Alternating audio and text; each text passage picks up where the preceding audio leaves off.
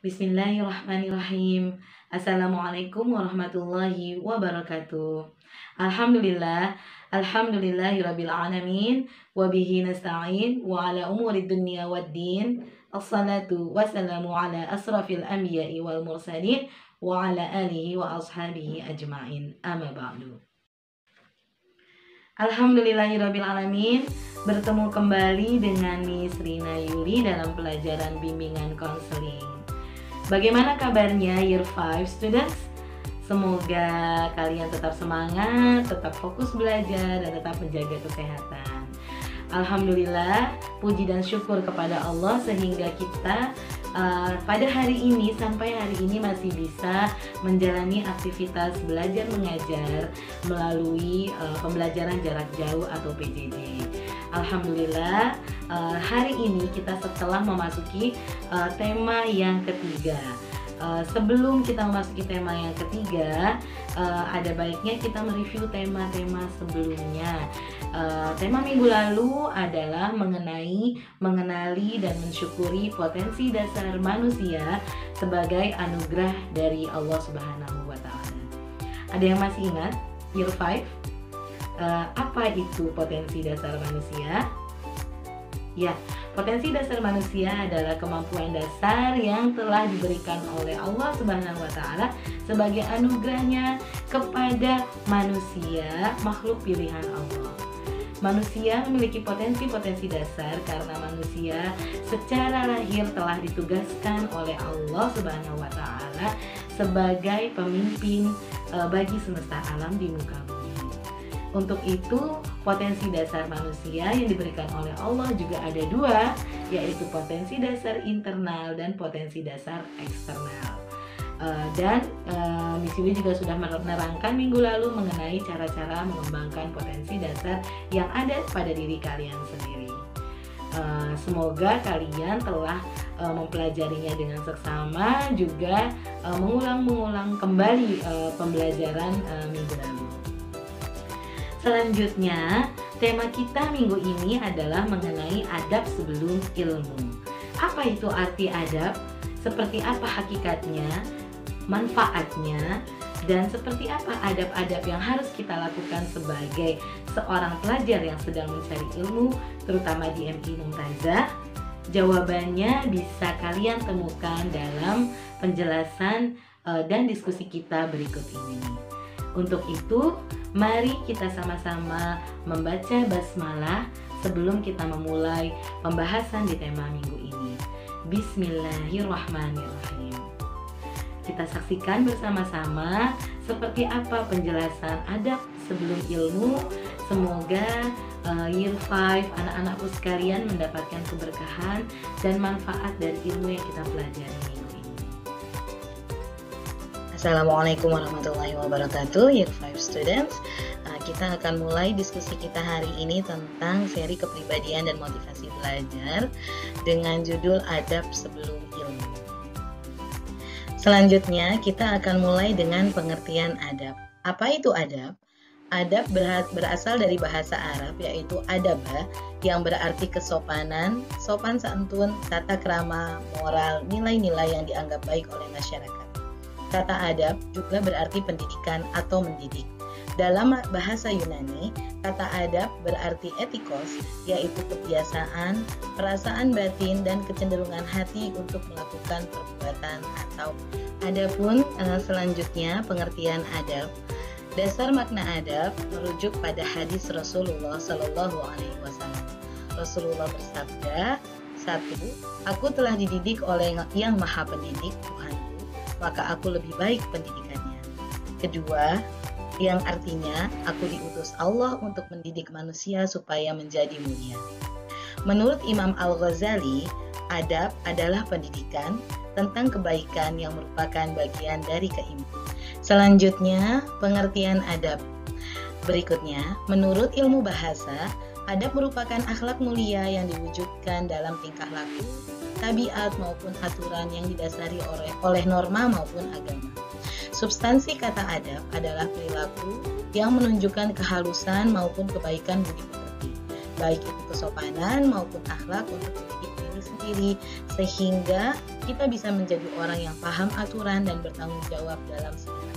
Selanjutnya, secara garis besar, adab dibagi menjadi dua, yaitu adab kepada Allah dan Rasulullah, juga adab kepada sesama makhluk. Satu, adab kepada Allah, yaitu beriman kepada Allah Subhanahu wa Ta'ala.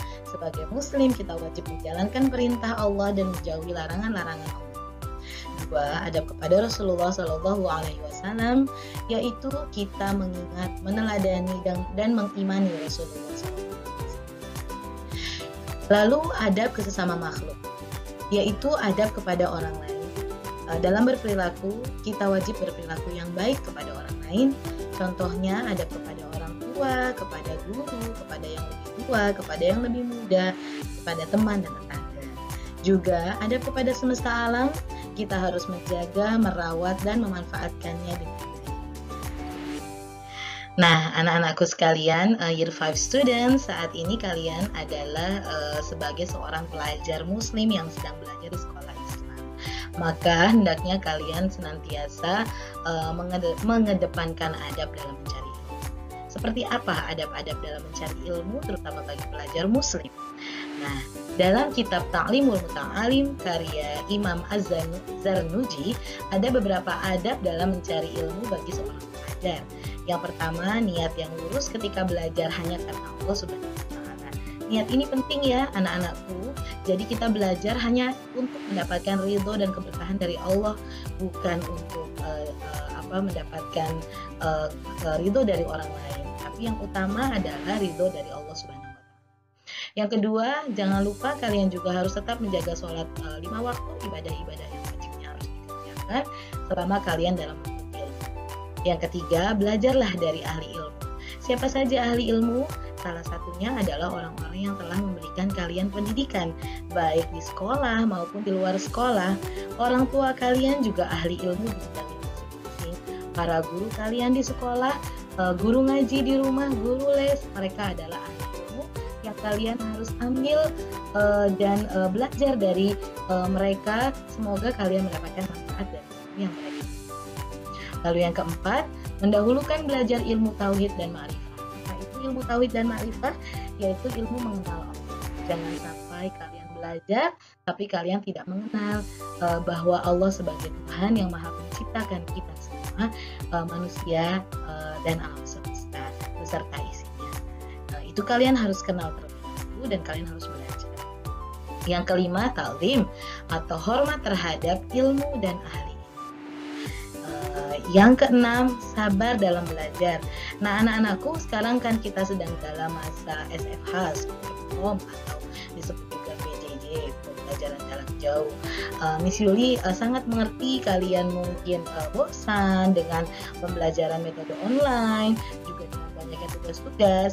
Tapi sebagai seorang pelajar muslim, kalian tetap harus sabar, karena ini adalah adab yang utama. Jangan mengeluh karena ilmu kalian yang akan kalian dapatkan jauh lebih berharga daripada keluhan-keluhan kalian. Jadi tetap semangat dan sabar dalam belajar. Yang ketujuh, giat, rajin, dan semangat dalam belajar. Ini sangat penting ya nak ya. Jadi kalian belajar setiap hari sedikit demi sedikit jauh lebih baik daripada belajar dalam satu waktu tapi sekaligus. Nah, pelajaran yang menempel adalah pelajaran yang dicicil sedikit. Kalian tambahkan sedikit, insya Allah akan menjadi berkah. Jadi jangan patah semangat, jangan malas, kalian tetap giat. Lalu yang kedelapan, menjaga makanan yang masuk ke dalam tubuh kalian, terutama dari makanan haram dan yang mengandung penyakit. Ini sangat penting ya, karena kalau tubuh kita sehat, kita juga belajarnya menjadi gampang, menjadi mudah, menjadi relax. Juga kalau sebaliknya kalau tubuh kita sakit, maka kita juga pasti akan lemah dalam belajar. Yang kesembilan, tetap belajar pada siang dan malam hari. Artinya saat kalian sekarang sedang waktunya belajar, bukan liburan, maka hendaklah pagi, siang, sore, malam kalian cicil untuk mempelajari ilmu-ilmu yang manfaat yang kalian dapatkan dari para guru. Yang ke-10, tawakal. Berserah diri dalam belajar apabila seluruh langkah-langkah di atas telah dilakukan. Jangan tambah amal dulu di depan, tapi kalian tidak mau belajar, tidak mau semangat dan tidak mau giat, kalian bersungguh-sungguh dulu belajar, baru kalian bertawakal atas hasil yang didapatkan nanti dalam pembelajaran. Selanjutnya anak-anakku, dalam belajar pasti kalian mengambil ilmu kepada para ahli ilmu, yaitu contohnya kepada guru-guru kalian. Nah, kepada guru-guru kalian, para ahli ilmu, kalian juga harus memiliki adab-adab. Antara lain, yang pertama selalu hormat, sopan dan santun kepada guru dimanapun guru berada. Yang kedua, usahakan selalu menyapa dan memberi salam kepada guru dimanapun kalian bertemu. Misalnya kalian ketemu sama Miss Yuli atau ketemu sama guru kelasnya, di mana saja, tidak hanya di sekolah, sapa dan beri salam. Insya Allah mereka akan senang dengan sapaan dan salam kalian. Yang ketiganya, memperlihatkan wajah yang bahagia dan semangat dalam setiap kesempatan saat belajar dengan guru. Jadi kalau lagi belajar jangan cemberut ya nak ya, karena adabnya kalau kita wajahnya bahagia, insya Allah mudah ilmu yang akan masuk karena kita menerimanya juga dengan bahagia. Yang keempat, menjaga lisan dengan selalu berkata yang baik dan menahan diri dari berkata yang tidak baik tentang guru. Ini tidak hanya tentang guru juga ya nak ya, memang ini adab kepada ahli ilmu, tapi Miss Yuli pesankan bahwa perkataan yang baik itu adalah adab yang utama sebagai muslim. Jadi kalian tetap harus menjaga kata-kata yang baik, yang bad words, yang caci maki, yang komplain-komplainan, itu kalau bisa kalian hindari. Jadi kalian selalu berpositif dengan berkata yang baik dan menahan diri dari berkata yang tidak baik, terutama kepada guru. Yang kelima, yaitu menjaga kehormatan, kemuliaan, harta benda dan pekerjaan. Selanjutnya, membantu guru apabila memerlukan pertolongan saat belajar mengajar. Misalnya di kelas, Miss dan Misternya minta tolong hapus papan tulis, atau ambilkan pensil, atau nyalakan remote in focus, atau ambilkan spidol. Jadi kalian dengan sigap kalian membantu para guru apabila mereka memerlukannya. Seperti itu ya nak ya. Lalu selalu minta doa dan ridho atas ilmu yang diberikan oleh. Nah, ini sangat penting sekali dalam keutamaan, keberkahan dan manfaat ilmu. Jadi doa dan ridho guru itu berpengaruh kepada keberkahan ilmu kalian. Dimanapun kalian bertemu dengan guru, kalian minta doanya. Miss, Mister, maafkan kami, mohon doa untuk kami, dan mohon ridhonya atas pembelajaran yang telah Miss dan Mister. Jadi terus minta, setiap saat bertemu minta, Kalau lupa gimana Miss? Kalau lupa, besok kita saat bertemu ya nak ya. Karena saat guru itu ridho, kalian akan berkah dan manfaat insya Allah. Lalu selanjutnya menyebut nama guru dalam doa-doa kita. Ayo, siapa yang telah mempraktekkan ini? Siapa yang pernah mendoakan guru-guru kalian di dalam doa-doa kalian? Jika belum, mulai saat ini sebut nama guru-guru kalian yang mengajarkan kalian dari playgroup kalau perlu ya. Kalau kalian ingat kelas 1, kelas 2 sampai kelas 5 sekarang, guru yang di sekolah atau guru yang di rumah, terutama guru-guru yang menurut kalian sangat memberikan ilmu yang bermanfaat. Ini disebut nama guru dalam doa kalian ya. Nah, ini adalah salah satu contoh foto adab kepada anak guru. Di sini ada Mbah Maimun Zubair almarhum. Beliau adalah salah satu ulama yang bijaksana dan yang cerdas. Kalau kalian bertemu ulama-ulama lainnya atau guru-guru lainnya, seperti inilah harus. Nah, kadang kita bertanya, untuk apa sih Miss kita harus memiliki adab yang baik kepada ahli ilmu atau kepada yang lainnya? Ternyata adab itu sangat penting bagi kita seorang manusia.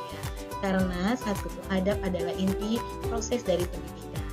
Kedua, adab itu ada untuk membimbing manusia mampu membuahkan ilmu, amal, pendidikan, dan manusia akan menjadi. Yang ketiga, adab membuat manusia mampu bertanggung jawab pada hak dan kewajibannya. Yang keempat, adab menjadikan manusia lebih beradab. Misalnya jujur, adil, amanah. Yang kelima, Adab menuntun manusia kepada tingkah laku baik dan menjauhkan dari tingkah laku yang buruk. Yang keenam, menumbuhkan kecintaan seseorang terhadap Sang Pencipta maupun kepada sesama manusia. Yang ketujuh, adab dapat mengatur, mengarahkan manusia dalam menyembah Allah. Jadi seperti itu ya nak ya, pentingnya adab terhadap ahli ilmu bagi manusia. Nah, di sini ada tulisan ya nak ya, adab dulu baru ilmu. Maksudnya apa Miss? Maksudnya orang yang beradab sudah pasti berilmu, namun orang yang berilmu belum tentu beradab. Dalam hal adab sebelum ilmu, Imam Malik rahimahullah pernah berkata kepada orang-orang Quraisy, "Ta'limul adaba qabla an tata'alamal ilma." Yang artinya, pelajarilah adab sebelum mempelajari suatu ilmu. Anak-anakku, sangat penting untuk kita untuk mempelajari adab terlebih dahulu sebelum kita menuntut ilmu. Maksudnya, agar ilmu yang dipelajari dapat bermanfaat dan tidak menyesatkan. Lalu, apa sajakah adab dalam menuntut ilmu? Adab sebelum ilmu, menurut Imam Al-Ghazali, adab menuntut ilmu itu ada 5, yaitu yang pertama bersuci. Dalam hal ini ada 3 poin penting dalam bersuci, yaitu berwudu, mensucikan hati, dan berniat untuk belajar. Yang kedua, rendah hati. Sebagai seorang murid kita harus tunduk kepada guru, menghormati beliau, dan tidak merasa lebih pintar dari orang lain. Yang ketiga, bersungguh-sungguh. Artinya siap mengorbankan segala harta, waktu, dan tenaga untuk ilmu tanpa pamrih. Yang keempat, kita hindarkan perselisihan.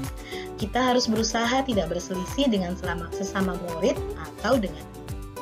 Yang terakhir, dalam mencari ilmu harus tuntas, yaitu menekuni ilmu sampai paham dan bisa mengajarkannya dengan untuk orang lain. Di bawah ini penjelasan lanjutan tentang adab sebelum ilmu. Al-Hujuwiri berpendapat bahwa adab merupakan keindahan dan kepatutan suatu urusan agama, yang kesemuanya itu dipengaruhi oleh tingkat pendidikan. Oleh karena itu, pendidikan memiliki nilai kemanusiaan yang tinggi. Yang kedua, nilai ketaatan kepada Allah Subhanahu wa Ta'ala dan cinta kepada Rasulullah biasanya berdasar pada pendidikan moral. Seseorang yang tidak peduli dengan pendidikan moral, ia tidak akan mampu mencapai derajat kesorgaan. Yang ketiga, bahwa adab itu untuk dicintai oleh Allah. Segala sesuatu yang dilakukan harus bersih dan terpuji. Sebab adab merupakan bagian dari keseluruhan kegiatan ibadah. Menutup aurat, berwudu, mandi, bersuci, dan berhias merupakan bagian dari adab. Semata-mata hal itu dilakukan hanya karena mengharapkan ridho. Yang terakhir, adab atau kesopanan di hadapan Allah juga diperintahkan langsung oleh Allah dengan perintah, salah satunya contoh berbusana yang baik dan sopan ketika sholat atau ketika. Nah, di bawah ini Miss Yuli akan paparkan bagaimana sih pandangan dan pendapat para ulama terdahulu tentang pentingnya adab dalam sebelum mencari ilmu. Yang pertama, dari Imam Malik rahimahullah, beliau pernah berkata pada seorang pemuda Quraisy, pelajarilah adab sebelum mempelajari suatu ilmu. Yang kedua, Ibnul Mubarak berkata bahwa kami mempelajari masalah adab itu selama 30 tahun, sedangkan kami mempelajari ilmu selama 20 tahun. Lama ya, jadi lebih lama belajar adab daripada mempelajari suatu ilmu. Yang ketiga, Ibnu Miskaweh mendefinisikan bahwa adab sebagai suatu keadaan yang melekat pada jiwa manusia, yang berbuat dengan mudah tanpa melalui proses pemikiran dan pertimbangan atau kebiasaan. Yang keempat, Al-Jurjani mendefinisikan bahwa adab adalah proses dalam memperoleh ilmu pengetahuan yang dipelajari untuk mencegah pelajaran dari berbagai kesalahan. Yang kelima, Ibnu Sirin berkata, mereka para ulama terdahulu mempelajari adab sebagaimana mereka menguasai suatu. Alhamdulillah anak-anakku sekalian, kita sudah sampai di slide terakhir.